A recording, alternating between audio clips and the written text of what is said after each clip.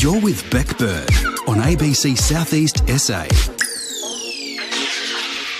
Well, the Millicent Community Church will be moving its worship and public roster of activities to a separate venue in order to use the church itself as a refuge for women and children fleeing domestic and family violence situations. Preparation is now underway to adapt the building to make it more suitable to be a crisis accommodation service, and a $10,000 grant from the Stand Like Stone Foundation is helping pay for the upgrades. Pastor Shaun Mulick is from the Community Church. He joins us this morning. Good morning to you, Pastor. Good morning. How are you? Well, thank you. Alongside Jason Wallace, who is the Chief Executive Officer of the Stand Like Stone Foundation. Good morning to you, Jason Wallace. Thanks for your time today as well. Good morning, Becc. Thanks for having us on air. Now, Shaun, when did you realise a crisis accommodation service like this would be needed in Millicent?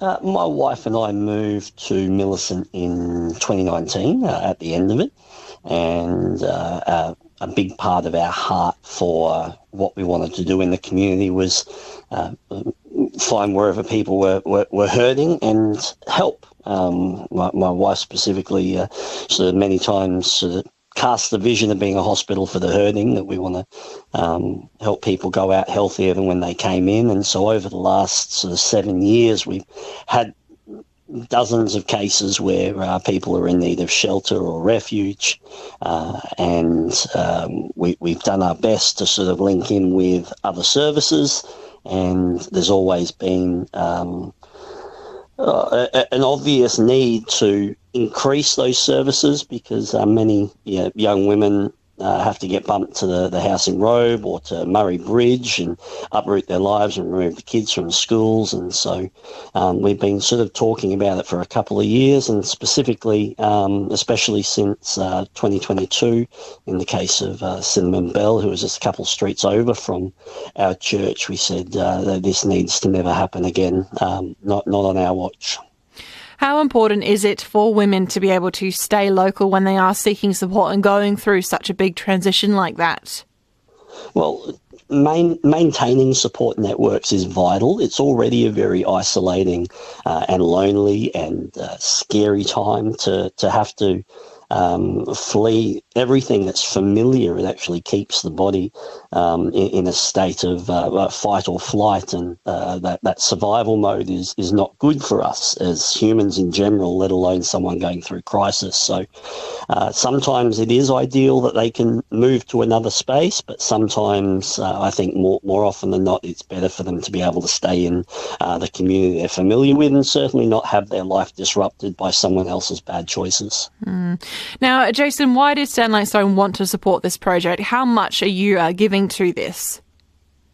Yes, this is a $10,000 grant from our 2026 grant round, in which we gave $100,000 out to 16 community projects, which we're really proud to be able to do to support grassroots projects like this. But it's really twofold in this case. One, it's such sadly an important social issue that needs more attention and more funds and more resources to break that cycle of domestic violence and provide people the safety they need.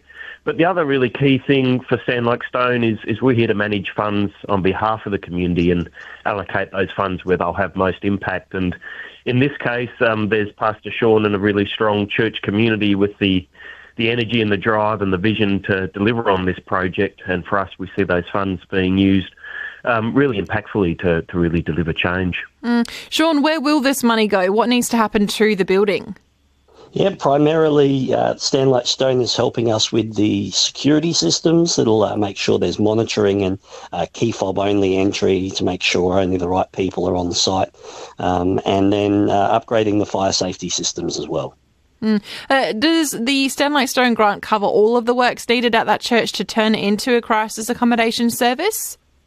It's part of a network of community donations. 141 has helped us with some of the materials to do the internal renovations.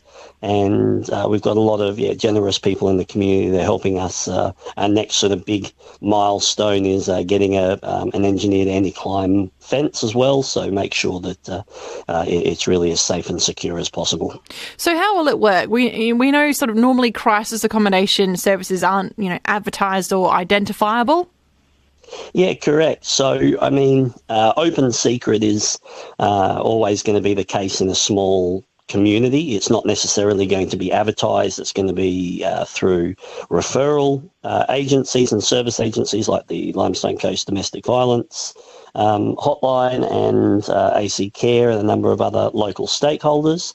And it will be still remaining a church for all intents and purposes, because it's our primary act of worship to deliver social justice and refuge for those in need, helping the most vulnerable. And so we will be maintaining those sort of priorities, but to make sure that that premise, the Old Country Women's Association Hall, remains as safe and fit for purpose as possible. We're moving the other public activities to another space when we are able, working in with the Salvation Army to really provide a holistic care framework for the whole community. Shaun, moving those church activities out of the actual church, how does the congregation and community feel about that? Yeah, well, I mean, there was some hesitation, but also an understanding. When we first started talking about this, I said there's other places that we can meet together. There's not always other places for women in crisis to be able to take refuge and find safe, supported care. So it was a bit of a no-brainer for us. There wasn't really much resistance to the fact that we had some resources in our hand that could use to really make a massive difference. You took a vote on this? Yes. Yeah. Now, Jason, is Stand Like Stone helping to provide those sort of links with other wraparound services to help people in these situations for the church? Yeah, I feel that's a really key role we can play. We've been around 20 years now and are well-known and well-trusted and have really strong connections. So I see our role, one, is providing funds to support something like this, but also helping promote these grassroots social causes and bringing people together. And that's where I see our real strength is going forward, is we can't address these big social issues like domestic violence and isolation and homelessness and other challenges without all working together. And we're really proud to play our role in bringing people together around a project like this one. Now, Pastor, how long will this be offered for? Will this be a permanent service that you are developing here, or is it for short-term accommodation? What's the longevity of this? Yes, well, this is, I would say, step one in a larger plan.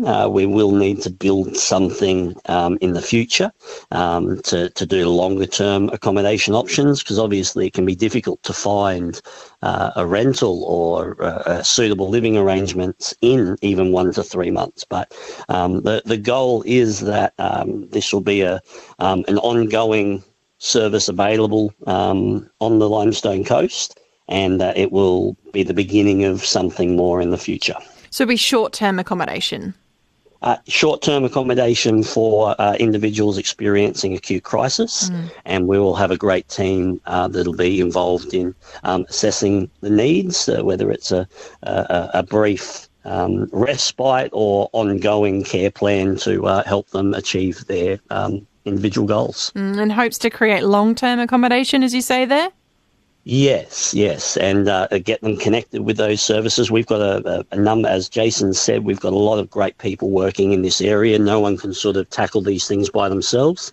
There's a range of great services, and our goal is to be able to not reinvent the wheel, but work in with those that are already doing wonderful things, like the Limestone Coast Suicide Prevention Network and the Haven Women's Advocacy Group and resources. So making sure that we have and the Limestone Coast Community Justice team, Alma and Catherine and the team there are doing wonderful work. So we'll be working in with those stakeholders to make sure that we deliver the best services possible.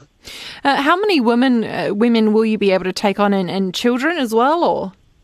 Yes, so the goal is to have 4 bedrooms, but 3 of those will be 1 to 3 month accommodation options, and 1 will be our sort of 72-hour assessment space where we get them to meet with a counsellor and a lawyer and a mental health professional, so that we can decide what will best fit their needs. And then from that 72-hour space, then we'll move on to the 1 to 3 months of support supported care, and try and help them get to a place of strength and out of that acute crisis mode. Wow. This is remarkable to hear. What a great initiative. Jason Wallace, do you hope if other, church communities are listening around the region that they take the initiative to do something like this themselves? We know there are gaps in services, especially as the pastor said sort of earlier, sometimes women have to be taken out of their local communities to get support like this. Absolutely. It's another great thing about, I see this project a really inspiring use of community resources where community have said enough's enough, we can't put up with this, we need to provide resources that help break this cycle. And if that inspires others to do similar, and that might be around domestic violence, it might be around housing in general, and homelessness, but looking at how we can work together, utilise our resources for the strongest impact, whether that's dollars from the foundation or a building utilised by a church, and really start working together to provide the support people need. Jason Wallace, Pastor Mulick, thank you very much for your time on the program, both of you today. We appreciate it. Our pleasure. Thank you. That is Shaun Mulick there, the Millicent Community Church pastor, and Jason Wallace, the Chief Executive Officer of the Stand Like Stone Foundation. This isn't the only grant that Stand Like Stone gave out to the community as part of this year's round. We'll hear more later on this week of some of the other uses of the money being given out as part of the foundation. Now, given we have been talking about domestic and family violence, the crisis line in South Australia for crisis counselling, support and referral to safe accommodation is 1800 800 098. Save it in your phone, and then if you are ever helping someone in this situation, you can call it. You have it in your phone ready to go. 1-800-RESPECT is a great place to start as well. You can call that number for sexual assault, domestic and family violence counselling. They will help talk you through your options, where you may be able to go, what you may be able to do, how you can manage these scenarios yourself. That number is 1-800-737-732. And don't forget, if you are ever in immediate danger, please call 000.